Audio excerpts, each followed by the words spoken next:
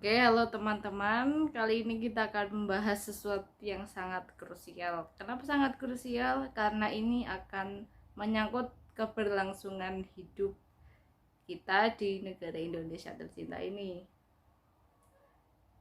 Sebagaimana kita ketahui, negara kita terkenal sebagai negara demokrasi. Tapi sekarang kalau kita mendengar kata demokrasi sendiri itu seperti sangat lucu ya. Karena negara kita sekarang bentuk pemerintahannya tetap saja republik, namun untuk ke sistem hidup rakyatnya sendiri kita sudah mulai menjurus kapitalis yang nyerempet monarki absolut. Monarki absolut itu apa? Yaitu sistem pemerintahan seperti dinasti atau kerajaan. Kenapa hal ini penting untuk diketahui? Karena pembahasan selanjutnya kita harus memahami dulu perbedaannya. Namun mengingat kita saat ini memang melakukan boykot dan semacamnya. Namun di balik itu semua, tanpa kita sadari, kita sendiri juga mulai mengadaptasi ideologi-ideologi asing seperti liberalisme, kapitalisme, dan yang paling mendekati sekarang adalah kapitalisme itu sendiri.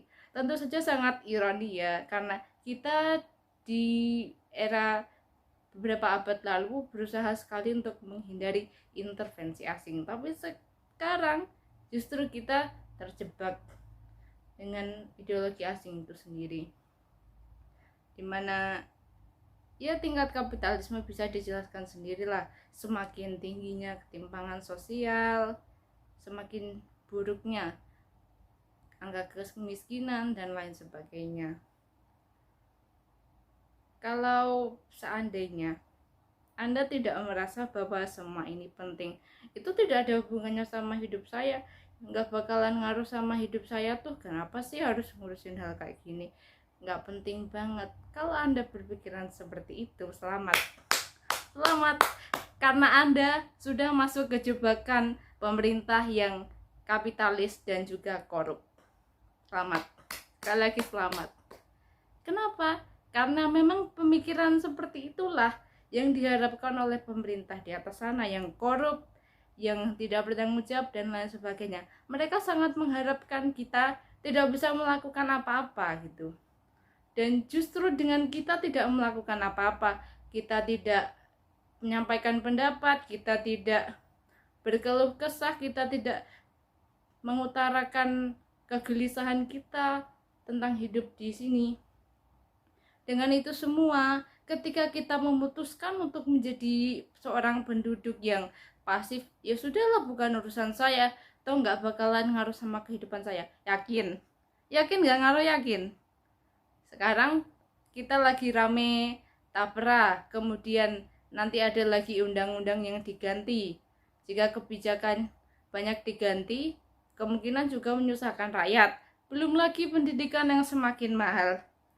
Kok bisa Anda bilang bahwa itu semua tidak mengaruhi kehidupan Anda? Itu bagaimana bisa? Anda yakin itu tidak mengaruhi kehidupan Anda sekarang? Yakin? Coba ditelaah lagi dan diresapi lagi ya. Beberapa konflik yang terjadi belakangan ini dalam negeri itu banyak banget.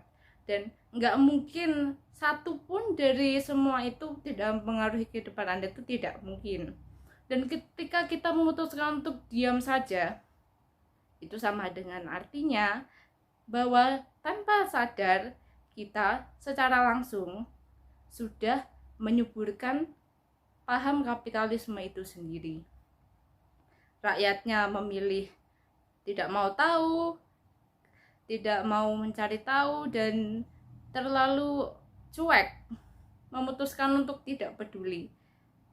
Kalau kita tetap mempertahankan cara hidup seperti itu, yang di atas sana itu nanti bakal makin senang. Mereka bakalan happy. Ada orang luar bertanya kepada pemerintah, bagaimana kabar rakyatnya Pak? Rakyat saya baik-baik saja, aman-aman saja, sejahtera saja. Anda dengar begitu memangnya Anda setuju? Enggak kan?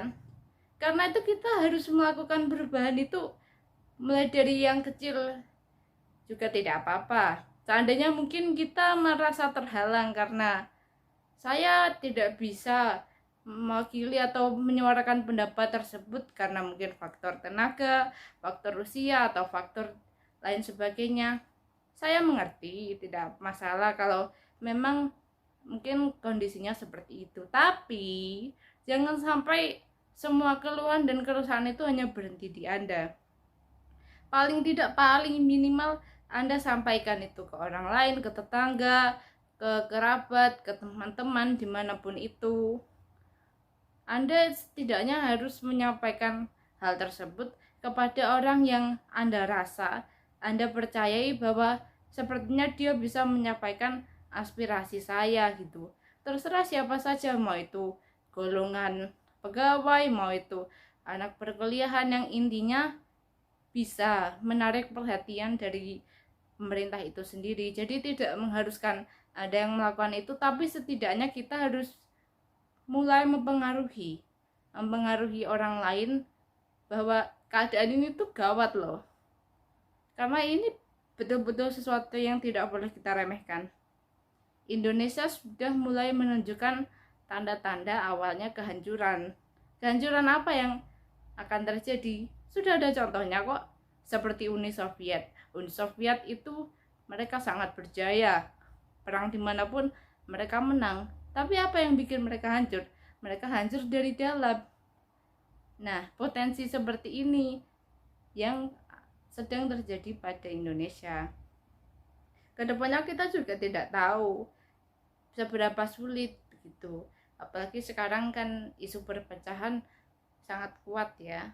Karena itu diharapkan kita lebih membangun kepedulian secara nasional ya. Karena ini tanah kita sendiri. Kalau bukan kita yang peduli, terus yang peduli siapa? Orang barat? Kan nggak mungkin. Ini tanah kita ya, kita harus menjaganya juga gitu. Kalau kita memilih acuh dan tak acuh, ya sudah, ketika suatu hari pemerintah semakin sewenang-wenang, menyalahi aturan dan lain sebagainya, kita tidak bisa sepenuhnya menyalahkan pemerintah loh. Karena apa? Kita sendiri juga ikut andil dalam proses merusak negara sendiri itu. Begitu ya. Nah, kalau untuk pendidikan, memang pendidikan kita termasuk rendah, dan maaf ya, ini adalah data yang saya dapat dari berbagai informasi. Untuk tingkat, maaf sekali lagi ya, untuk tingkat IQ atau tingkat kecerdasan Indonesia sendiri sebesar 78,4 sekian. Anda tahu fakta yang lebih menyedihkan lagi bahwa ternyata tingkat kecerdasan gorila atau simpanse, atau mungkin kita lebih mengenalnya kera, itu tidak lebih tinggi dari kita. Rasanya kan sangat tidak enak didengar ya, tapi memang kenyataannya seperti itu. Jadi dengan tingkat kecerdasan seperti itu banyak memang pengaruhnya. Kalau untuk stunting, saya tidak bisa komentar lebih banyak ya, karena itu bukan bidang saya dan itu bukan satu-satunya hal yang mempengaruhi. Namun bagi saya, untuk memperbagus kualitas tingkat pendidikan di Indonesia sendiri, itu kita harus mulai kesadaran dari diri kita sendiri. Seperti misalnya tadi kesadaran nasionalisme dan lain sebagainya. Untuk bidang pendidikan juga kita harus membangun kesadaran. Jadi begini, saya juga sering nonton konten-konten dari YouTube atau dari yang lainnya. Ini masih seputar pendidikan. Jadi ada beberapa anak zaman sekarang itu, mereka nggak mau bermain game hanya karena apa? Nggak ada bahasa Indonesianya gini. Tuh, ini kan jadi pertanyaan besar, kenapa bisa seperti itu? Padahal di zaman dulu saya juga gamer loh, main game di warnet, main game di PS itu juga ada bahasa Indonesianya. Enggak, bahkan bahasa Inggris itu pun tidak ada loh, bahasa Jepang rata-rata. Ya kita nggak ngerti sama sekali main game itu ya, tapi ya penting udah jalan aja gitu. Pada akhirnya gamenya selesai, nggak ada bahasa Indonesia sama sekali. Jadi sayangnya hal seperti ini itu sepertinya sudah mulai marak. Padahal sebenarnya ketika mereka bilang saya nggak bisa bahasa Inggris, bukan nggak bisa, tapi memang nggak mau belajar. Dan kita tuh di antara anak-anak generasi zaman sekarang, kalau untuk anak-anak muda zaman sekarang itu sebutannya generasi alpha. Generasi alpha itu sekitar umur anak SMP zaman sekarang atau di bawahnya tuh. Masalahnya adalah di antara generasi yang terbaru ini, rasa malas itu benar-benar dimanjakan sekali. Saya nggak mau belajar bahasa Inggris bahasa penjajah, hubungannya apa? Terus kenapa kalau bahasa penjajah toh mereka digunakan? Justru kalau kita tidak mempelajari itu, maka kita akan semakin mudah dibodoh-bodohi juga, kan malah tambah sayang. Dan begini ya, kalau untuk pendidikan itu di Indonesia kesadarannya memang masih kurang, masih ada yang buta huruf. Iya, saya tahu hal tersebut. Tapi yang menjadi sorotan krisisnya saat ini itu adalah kebanyakan dari kita, sekian puluh persen orang Indonesia tuh sangat menyepelekan pendidikan. Nggak usah sekolah tinggi-tinggi, ngapain, atau nanti paling kerja di sini, jadi ini, jadi itu gitu. Sangat menyepelekan pendidikan. Padahal harusnya kita tahu bahwa justru kunci untuk kemajuan bangsa adalah pendidikan. Kalau dari akarnya saja sudah tidak dibangun, terus mau jadi apa? Kedepannya mereka bagaimana? Kita tuh tidak boleh terus terjebak pada masa lalu loh. Kalau mungkin di zaman sekarang atau 20 tahun lalu kita nggak bisa bahasa Inggris, kita masih dapat kerjaan aja kok. Iya, betul. Tapi memangnya Anda bisa menjamin kalau 20 atau 30 tahun lagi ke depan itu anak Anda, cucu Anda, atau mungkin bahkan generasi di bawahnya lagi itu tidak membutuhkan skill khusus? Apalagi sekarang kita tuh bersaing itu bukan hanya dengan orang-orang dalam negeri. Indonesia sudah membuka akses ke dunia global, jadi saingan kita adalah orang satu dunia. Dan bayangkan kalau seandainya anak-anak kita atau cucu kita tuh tidak memiliki kemampuan khusus yang membuat mereka bisa lebih menonjol, seperti misalnya menguasai bahasa asing, kesempatannya akan semakin sedikit. Tolong diingat bahwa kita itu hidup bukan hanya untuk diri sendiri. Ini saya bukan menyinggung kaum di luar sana yang child free atau apa, itu bukan. Saya bukan menyinggung itu, tapi intinya adalah kita hidup bukan hanya untuk diri kita sendiri. Kita hidup juga untuk generasi-generasi selanjutnya gitu. Jadi ya sebisa mungkin usahakan jangan egois lah. Kalau mungkin Anda merasa bahwa saya tidak bisa menguasai bahasa asing karena begini, karena begitu, mungkin karena beberapa hal dan banyak hal lainnya, ya itu saya bisa memahami. Tapi untuk generasi kedepannya yang ada di bawah Anda atau generasi turunan Anda harus memberikan pemahaman kepada mereka begitu. Jangan malah Anda bilang nggak apa-apa, nggak usah bahasa Inggris, nggak penting. Kata siapa nggak penting? Justru sekarang pelowongan di mana-mana itu hampir semuanya mengharuskan bahasa Inggris. Dan kalaupun tidak mengharuskan, dengan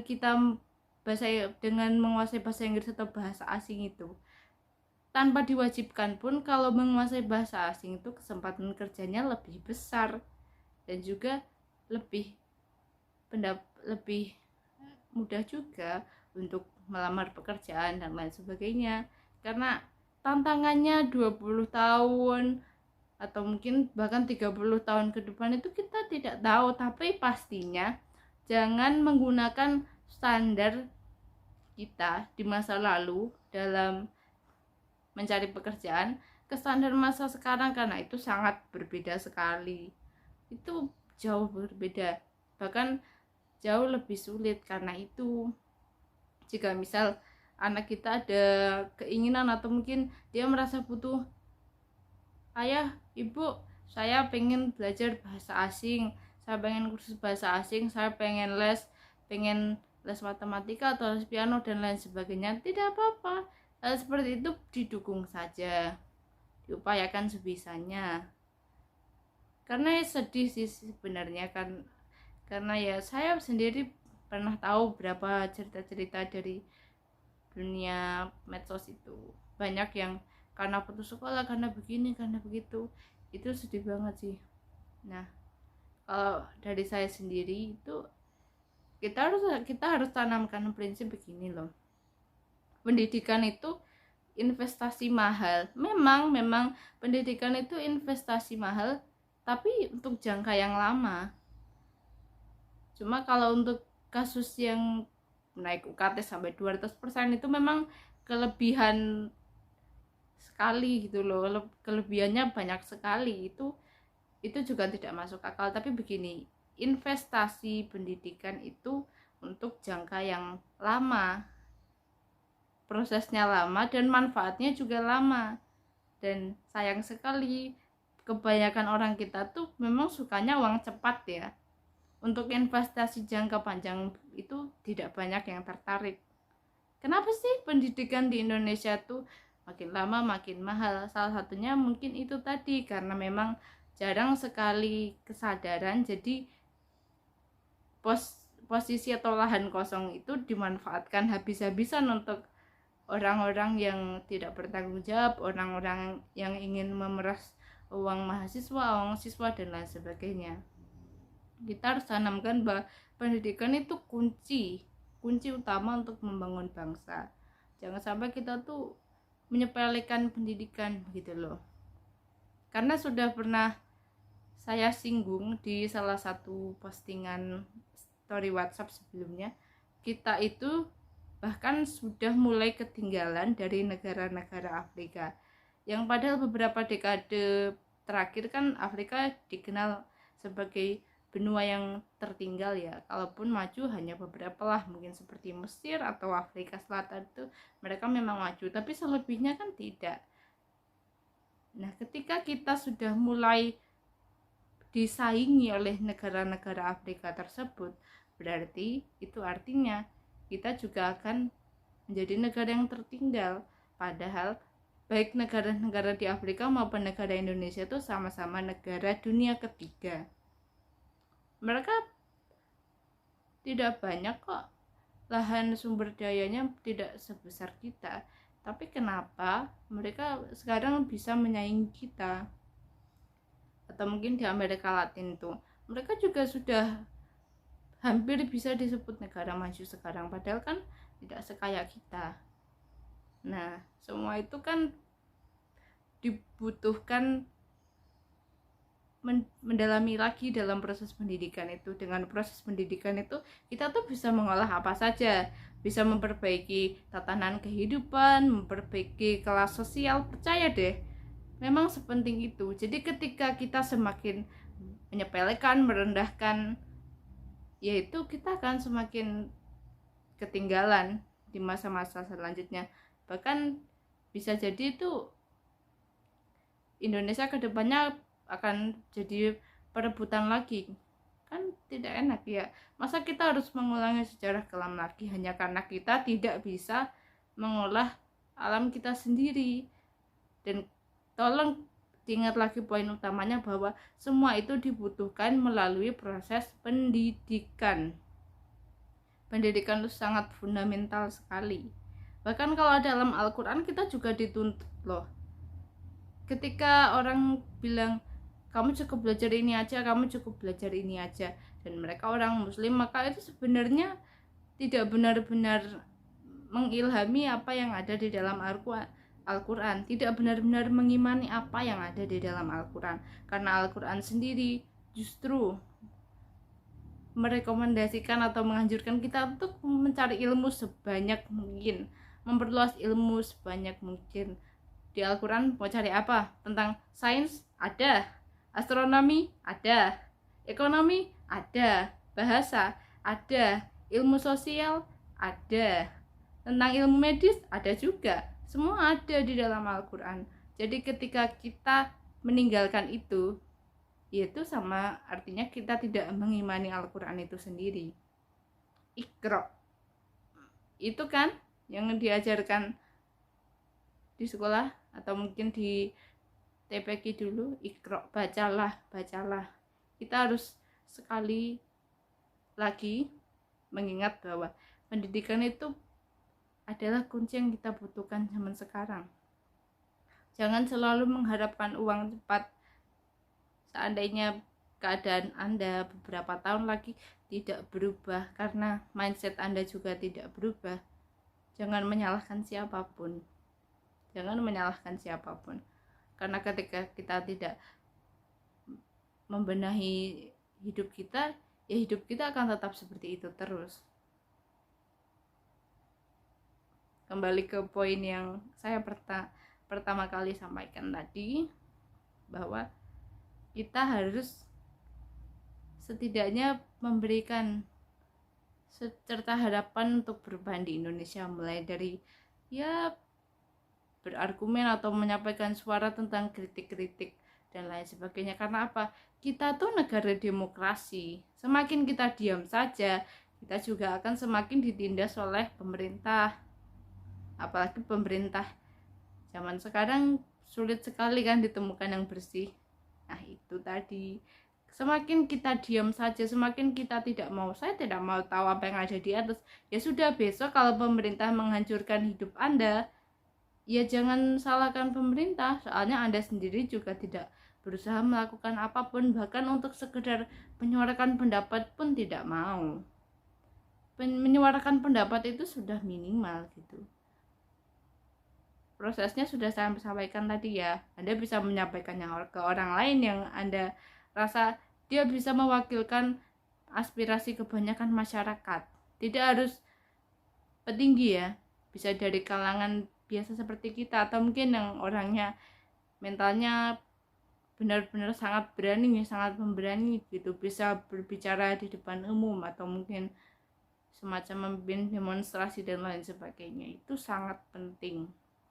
Kita membutuhkan orang-orang seperti itu zaman sekarang.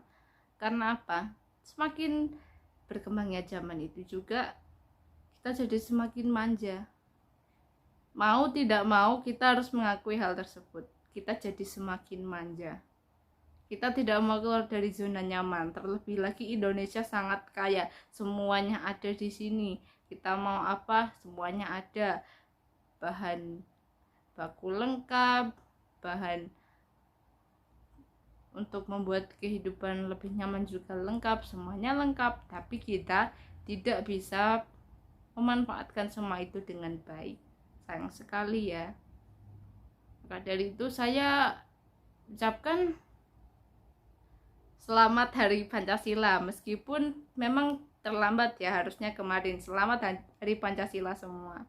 Semoga kedepannya kita lebih mampu untuk mempersatukan bangsa kita dan juga kembali menata ideologi maupun sistem pembangunan Indonesia yang belakangan ini sudah mulai kacau ya. Apalagi kita sudah hampir berganti pemimpin lagi. Nah, itu saja dari saya. Tolong dicatat ya. Kalau perlu dicatat, tempelkan dimanapun Anda sering bisa melihatnya. Pendidikan itu kunci membangun bangsa. Dan ini juga akan jadi PR untuk guru-guru dimanapun di seluruh Indonesia, guru-guru dimanapun. Sadar ya bahwa evolusi belajar itu juga akan terus meningkat. Kita tidak bisa hanya berpatok pada ilmu sistem hafalan, harus untuk ilmu yang ibaratnya hanya memperbolehkan satu arah interaksi saja, bukan dua arah interaksi. Guru berbicara, murid mendengarkan, tapi tidak ada timbal baliknya. Itu juga sangat membosankan. PR untuk para guru bahwa memang betul kalau guru zaman sekarang kurang bebas ya, tapi setidaknya kita tuh kita yang maksudnya kalian yang sebagai guru itu juga harus sesekali merevisi lah, kira-kira apakah kurikulum atau cara pembelajaran saya ini efektif, kira-kira cocok atau tidak dengan kebutuhan anak-anak. Karena saya baru aja nonton tadi di YouTube bahwa dalam pendidikan psikologi anak itu juga penting. Jadi pastikan bahwa kita tuh ketika kita mengajar, kita tuh bukan ya asal ngajar aja gitu, nggak bisa. Tanggung jawab kita tuh besar gitu loh. Asal ngajar sesuai materi, sudah selesai ujian, udah tinggal dinilai begitu saja kan. Sebenarnya tanggung jawab guru tuh jauh lebih besar lagi daripada itu.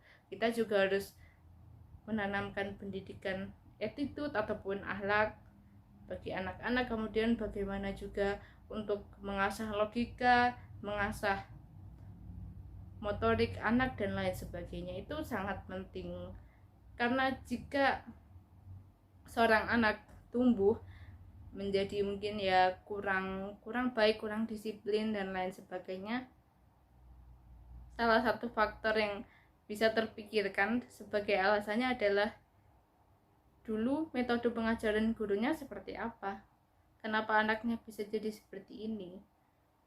Ketika murid gagal dalam ujian, ketika murid nilainya jelek, ketika murid tidak naik kelas, ketika murid tidak lulus atau berperilaku tidak baik di luar sekolah, yang bisa disalahkan siapa? Orang tuanya? Bukan, tentu saja gurunya. Itu semua jadi tanggung jawab gurunya.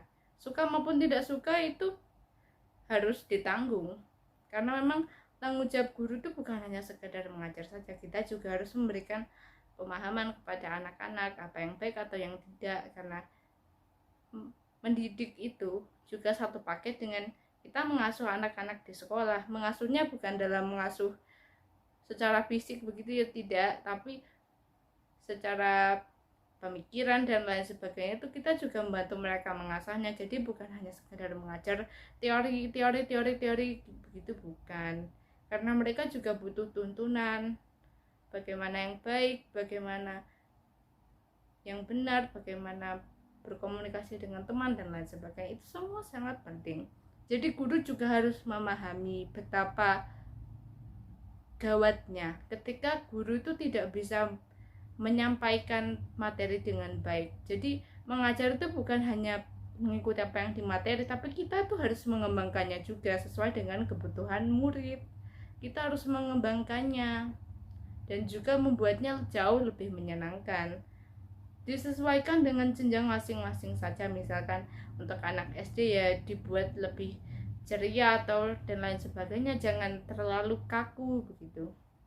Kalaupun beberapa puluh tahun lalu cara seperti itu berhasil, iya berhasil memang, tapi sekarang kan kebutuhan anak-anak juga berbeda, yang mereka sukai juga beda. Mereka suka yang ceria, yang lucu-lucu dan lain sebagainya. Jadi kita harus usahakan dalam pembelajaran itu kita ubah sistemnya atau cara atau metode pembelajaran kita tuh menjadi lebih menarik, lebih interaktif dan juga nyaman untuk anak-anak. Jadi mereka tidak terlalu beban. Itu akan menjadi nilai plus ya, atau menjadi poin bagus ketika kita itu bisa menerangkan sesuatu dengan sangat menarik, menyenangkan, bisa diterima anak-anak, tapi juga sesuai kaidah pengajaran. Seperti itu. Sekian dari saya. Maaf kalau mungkin terlalu panjang dan agak ngegas ya, karena memang topik ini jujur saya dari awal video sudah pengen emosi saja bawaannya. Oke, terima kasih dan sampai jumpa di konten saya selanjutnya. Semoga bermanfaat dan sampai jumpa. Selamat siang.